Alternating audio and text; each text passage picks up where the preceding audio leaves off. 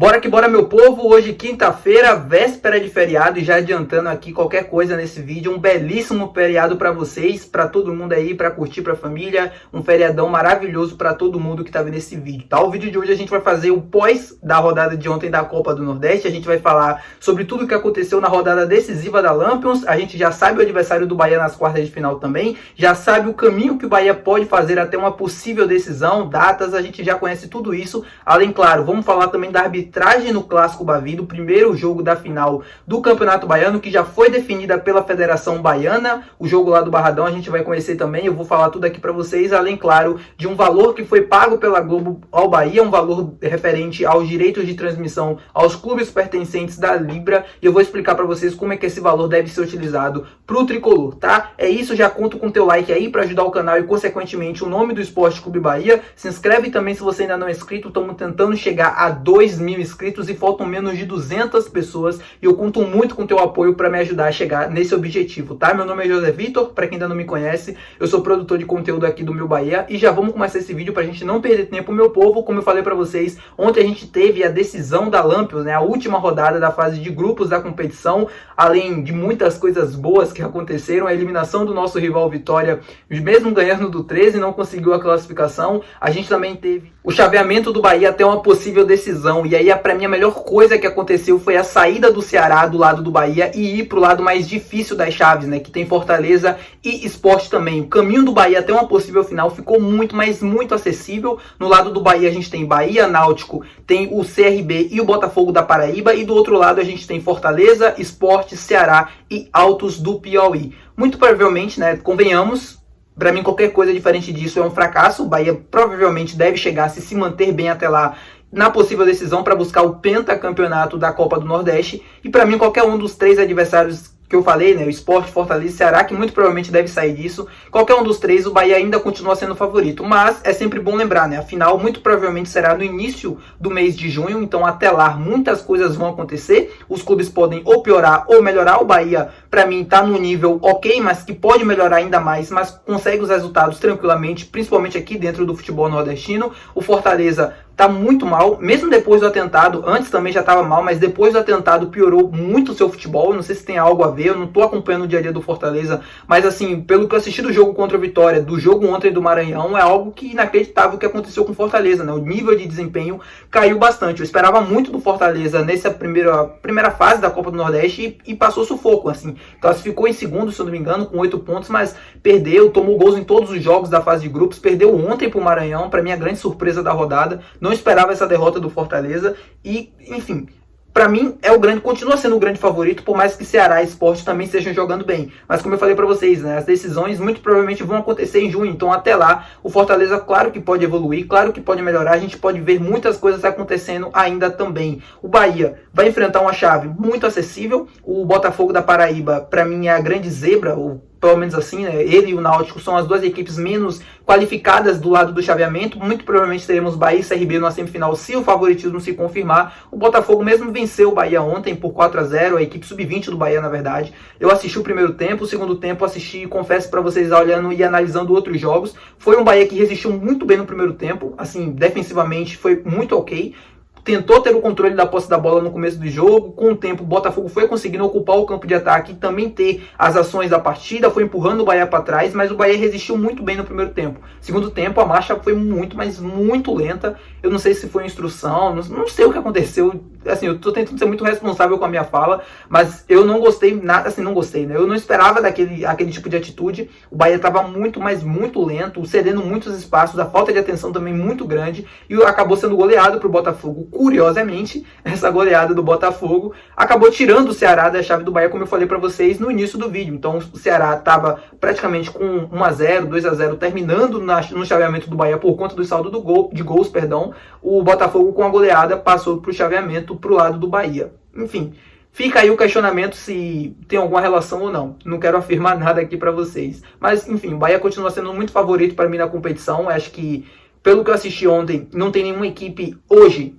no dia que eu tô gravando esse vídeo, que consiga tirar esse favoritismo do Bahia, ou que consiga fazer um jogo tão difícil assim. Teve jogos difíceis, o jogo contra o Ceará, o jogo contra o CRB, mas o Bahia, mesmo às vezes não jogando tão bem assim, mesmo não estando no seu melhor dia, consegue ser favorito contra essas equipes. E ontem uma tentativa de provocação, assim, ridícula, né, dos torcedores do Vitória, assim, com todo o respeito, se você é torcedor do Vitória e tá por algum acaso assistindo esse vídeo aqui, cara, o torcedor do Vitória culpar o Bahia pela eliminação do clube ontem, pra mim é uma vergonha, assim, porque o Vitória teve 8 rodadas, assim como o Bahia na fase de grupos, para disputar. O Bahia, em 7, utilizou a equipe principal e venceu 6 delas, fez a parte dele, garantiu tudo que tinha para fazer, liderança, garantiu a liderança geral, classificação muito antecipadamente e não tinha motivo nenhum, não tinha sentido algum mandar a equipe principal para aquele jogo lá da Paraíba somente para terminar a competição de forma honrosa. O Bahia não precisava fazer isso, o Bahia não tinha que se desgastar pensando nas decisões do próprio Campeonato Baiano contra o Vitória. O Vitória fez isso quando não podia na fase de grupos, naquele Bavi do Campeonato Baiano, né, que o Vitória venceu no Barradão, poupou o time contra a Juazeirense na Copa do Nordeste, acabou perdendo aquele jogo e muito provavelmente a classificação ali, ou quando não venceu o Náutico. Se o Vitória consegue vencer Altos, Juazeirense ou Náutico, qualquer um desses 3 jogos, o Vitória hoje estava classificado. Então, o Vitória não classificar na Copa do Nordeste é por pura incompetência dele. E pra mim é um atestado de vergonha você querer culpar o Bahia, o time, assim, cara, nada a ver. A zoação faz parte da gente, o planejamento óbvio, mas é muito claro que não foi pensando em prejudicar o Vitória, até para chegar 100% para a decisão do Campeonato Baiano, tá? 14 anos sem chegar numa final regional. O problema do Vitória é muito maior do que esse sub-20 do Bahia, tá, meu povo? Agora vamos falar sobre o Bavi, que a gente teve as arbitragens definidas pela Federação Baiana de Futebol. O Rogério Ceni clamou na entrevista que ele deu, se não me engano, contra o Maranhão, né? Contra o Maranhão, ou foi contra o Vitória, não lembro, depois do clássico Bavi, falando que queria e buscava por uma arbitragem de fora, até para que não haja essa interferência, até para que não se crie burburinhos ou supostas suposições sobre time e tal, coisa do tipo favorecimento de lado de cá ou de lá, mas isso não aconteceu pelo lado da federação. A Federação Baiana decidiu por um quadro de arbitragem 100% baiano. Bruno Pereira Vasconcelos, de Madre de Deus, ele é da CBF, ele vai ser o responsável por apitar esse grande jogo, além, claro, do árbitro FIFA VAR, o Diogo Pombo Lopes, ele de Salvador. Eu confesso que recebo essa notícia assim com muita surpresa pela Federação Baiana de Futebol. Eu não esperava uma arbitragem daqui da Bahia para esse jogo, depois até do próprio CN clamar por uma arbitragem de fora. Eu acho que seria até o mais justo com as duas equipes. É uma arbitragem baiana que é muito ruim, que é muito complicada, não é só desses jogos, não é só dos últimos, não é só desse ano de 2024, é já de uns 2, 3 anos pra cá, vem piorando muito, bastante, desde a saída de alguns bons profissionais que a gente tinha por aqui. Então, assim, eu confesso que recebi essa notícia com muita surpresa, porque eu realmente não esperava. Eu acho que o mais justo a gente seria colocar um árbitro de fora, um árbitro que não tivesse interferência ou ligação nenhum com as duas equipes, com o Estado, com as torcidas.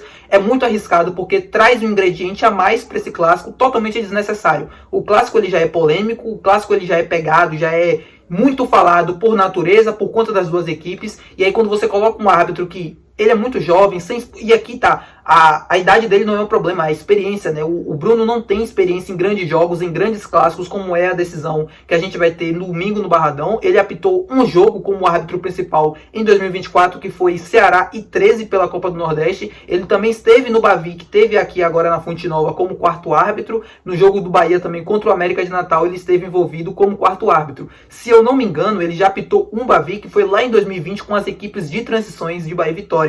Claro que não se tinha a mesma rivalidade, quer dizer, a rivalidade até existia, mas não tinha a mesma atenção que tem para esse clássico de 2024. Então, assim, eu confesso que estou bastante preocupado com essa arbitragem, porque eu realmente não esperava isso.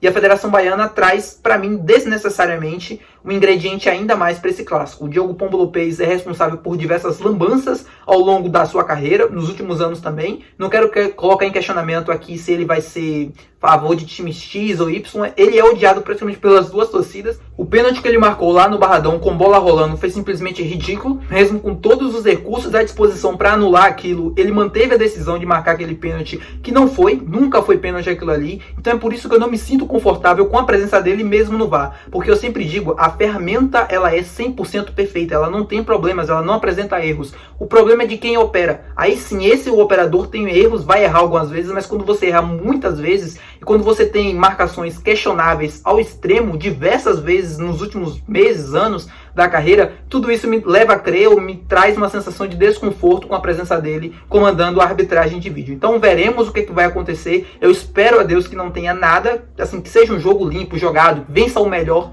que não tenha interferência da arbitragem no resultado. É isso que a gente preza mesmo com o VAR. Porque se isso acontecer, vocês podem ter certeza absoluta que não teremos uma arbitragem baiana no segundo jogo da decisão. E eu nem acho que deva acontecer, tá? Eu acho que esse jogo no Barradão já não deveria nem ter acontecido com a arbitragem baiana. Já que vai ter, eu espero muito que o Bahia se movimente junto com o Vitória nos bastidores, para que a gente tenha uma arbitragem limpa de fora, de outro estado, de outra região, que não tenha nenhuma interferência com os clubes, com as torcidas, com os próprios jogadores. Quer dizer, jogadores até tem, né? Porque eles sempre atuam no Campeonato Brasileiro, mas que a gente tenha uma arbitragem totalmente imparcial de outro estado na segunda decisão do Campeonato Baiano. Bom, meu povo, agora por último vamos falar sobre dinheiro. O Bahia recebeu 60 milhões de reais da Globo pelo adiantamento, né, dos direitos de transmissão do Campeonato Brasileiro a partir de 2025 a 2029. O Bahia, juntamente com os outros clubes da Libra, receberam esse valor de 60 milhões de reais. E eu vi muita gente questionando lá na página do Meu Bahia, me perguntando também sobre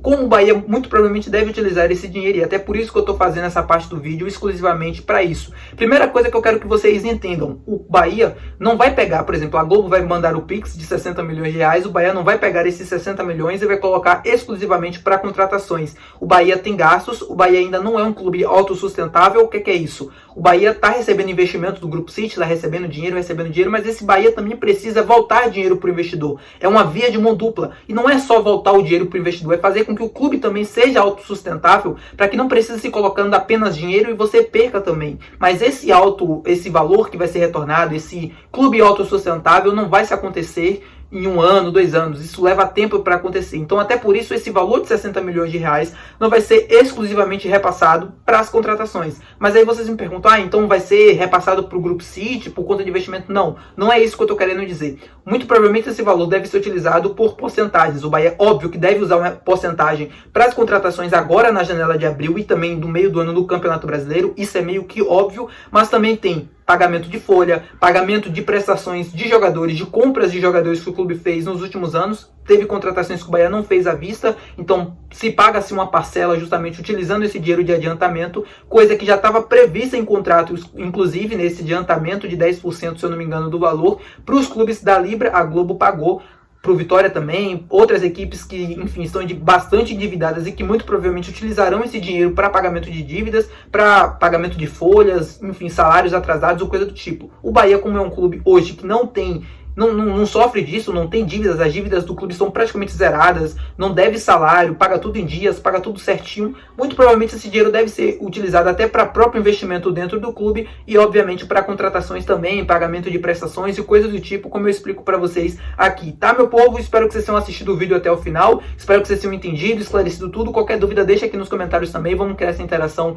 com respeito, obviamente. Deixa teu like aqui se você assistiu esse vídeo até o final, eu creio que merece. A gente está tentando chegar a 2.000 inscritos, então todas as formas que vocês puderem para ajudar aqui o canal, deixando like, se inscrevendo, conta muito. Se você quiser comentar, comenta aqui embaixo também e vamos nessa, tá? Um bom feriado para todo mundo, como eu falei para vocês no começo do vídeo. Muito obrigado por assistir até aqui e até o vídeo de amanhã. Beijo!